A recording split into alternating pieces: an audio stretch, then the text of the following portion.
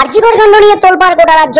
আর এই আরজিকর কাণ্ডের প্রতিবাদে এবং মুখ্যমন্ত্রী মমতা ব্যানার্জির পদত্যাগের দাবিতে নবান্ন অভিযানের রণক্ষেত্রের চেহারা নিয়েছিল একেবারে কলকাতার রাজপথ। এই নবান্ন অভিযানে চলেছিল রক্ত, লাঠিচার্জ পুলিশের, তার মধ্যেই কিন্তু গ্রেপ্তার হয়েছিল শয়ে শয়ে আন্দোলনকারী। আর এই মামলা চলছে কলকাতা হাইকোর্টে। নবান্ন অভিযান মামলায় হাইকোর্টে বড় ধাক্কা রাজ্যের। গ্রেপ্তারি নিয়ে প্রশ্ন তুলে দিলেন কলকাতা হাইকোর্টের বিচারপতি। নবান্ন অভিযানের ডাক দিয়েছিলেন 4 ছাত্র, যাদের দাবি ছিল মুখ্যমন্ত্রী মমতা ব্যানার্জিকে পদত্যাগ করতে হবে 26শে আগস্টের মধ্যে।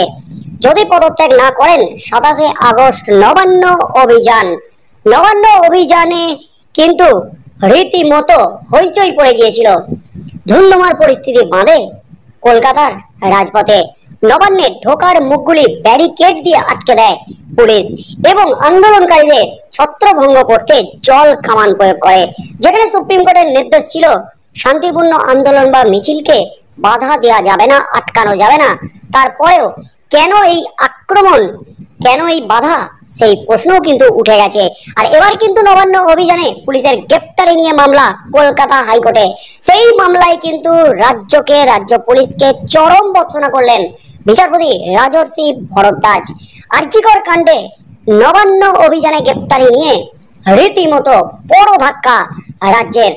এই মুহূর্তের সবচেয়ে বড় খবর, কিসের ভিত্তিতে গ্রেপ্তার, কেনই বা মুক্তি? সেই 4 ছাত্রকে নিয়ে প্রশ্ন বিচারপতির।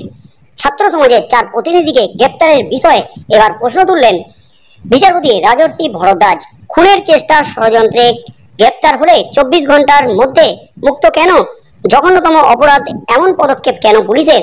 প্রশ্ন বিচারপতির। এই বিষয়ে কেস ডায়েরি বা যাবতীয় নথি তলব করেছেন বিচারপতি। মঙ্গলবার অর্থাৎ আগামীকাল ফের এই মামলার শুনানি। প্রসঙ্গত, ছাত্র সমাজের নবান্ন অভিযানের আগের দিনই 4 জন ছাত্র নেতাকে গোলাবাড়ি থানার পুলিশ গ্রেপ্তার করে। গত 27শে আগস্ট রাত 12টা 5 নাগাদ গ্রেপ্তার করা হয় তাদের।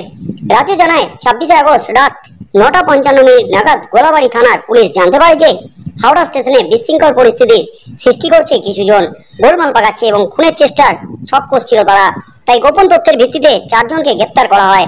নবান্ন অভিযানের আগের রাতেই হাওড়া স্টেশন থেকে গ্রেপ্তার করা হয় ওই 4 ছাত্রকে।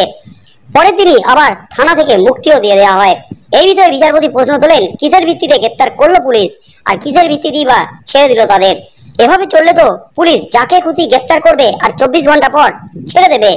রাজ্যের তরফে সওয়াল করে বলা হয়, পুলিশের কাছে খবর ছিল যে ওই 4 জন গন্ডগোল পাকাতে পারে, তাই তাদের গ্রেপ্তার করা হয়েছিল। পাল্টা বিচারপতি প্রশ্ন তোলেন, পুলিশ কোথা থেকে এদের বিরুদ্ধে তথ্য পেল? কি অভিযোগ পেয়েছিল পুলিশ? এদের বিরুদ্ধে অতীতে কোনো অপরাধের নিদর্শন আছে?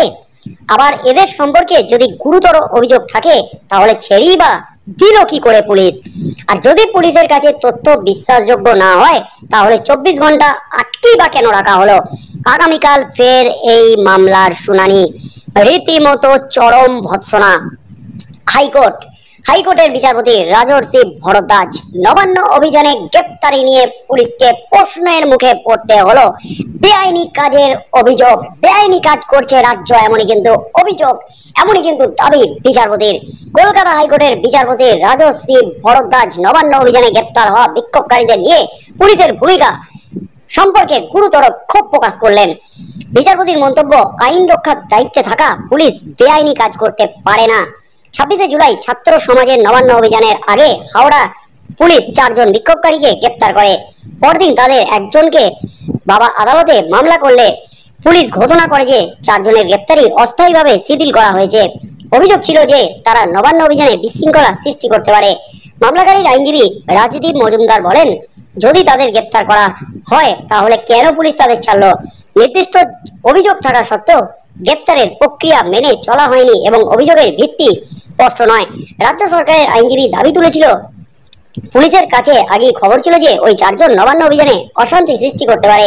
তবে বিচারপতি রাজর্ষি ভরদ্বাজ পুলিশকে প্রশ্ন করেছেন, পুলিশ কি সূত্রে এদের বিরুদ্ধে অভিযোগ পেল? কেন গুরুতর অভিযোগ থাকা সত্ত্বেও তাদের গ্রেপ্তারের পর মুক্তি দেওয়া হলো? গ্রেপ্তারির সময় কোনো প্রক্রিয়া মেনে চলা কেন হয়নি? বিচারপতি ভরদ্বাজ নির্দেশ দিয়েছেন যে এই মামলার শুনানি আবারও কাল হবে। আর তার মধ্যেই কিন্তু হাইকোর্টে বড় ধাক্কা, রাজ্যের নবান্ন অভিযানে রীতিমতো ফেঁসে গেল রাজ্য। নবান্ন অভিযানে গ্রেপ্তারি নিয়ে রাজ্যকে কিন্তু কড়া নির্দেশ, কড়া হুঁশিয়ারি, চরম ভর্ৎসনা করলেন বিচারপতি রাজর্ষি ভরদ্বাজ। নবান্ন অভিযান ছাত্র সমাজের, আর যে 4 ছাত্র এই নবান্ন অভিযানের ডাক দিয়েছিলেন তারা কিন্তু আতঙ্কে ছিলেন তাদের গ্রেপ্তার করতে পারে। অবশেষে তাদের আশঙ্কাই কিন্তু সত্যি হয়েছিল। অবশেষে নবান্ন অভিযানের আগের রাতেই তাদের গ্রেপ্তার করে পুলিশ। আর গ্রেপ্তারির পরপরই কিন্তু রীতিমতো কলকাতা হাইকোর্টে মামলা করে এক ছাত্রের বাবা। তখন পুলিশ জানায় তাদের গ্রেপ্তারি মামলা শিথিল করে তাদের ছেড়ে দেওয়া হয়েছে। এখানেই কিন্তু প্রশ্ন বিচারপতি রাজর্ষি ভরদ্বাজের, তাদের যখন গুরুতর অভিযোগে গ্রেপ্তার করা হলো তাদের কেন ছেড়ে দেওয়া হলো? এভাবে তো সাধারণ মানুষকে যখন খুশি গ্রেপ্তার করবেন আর 24 ঘন্টার মধ্যে ছেড়ে দেবেন। পুলিশ যারা আইন রক্ষা করার দায়িত্ব তারা আইন মেনে কাজ করছে না, বেআইনি কাজ করছে, এমনই কিন্তু পর্যবেক্ষণ বিচারপতি রাজর্ষি ভরদ্বাজের। তাই আগামীকাল এই মামলায় কি হতে চলেছে, রাজ্য কি হলফনামা দেয়, রাজ্য কি সাফাই দেয় এই কাণ্ড নিয়ে, কি হতে চলেছে সেদিকে চোখ থাকবে গোটা রাজ্যের।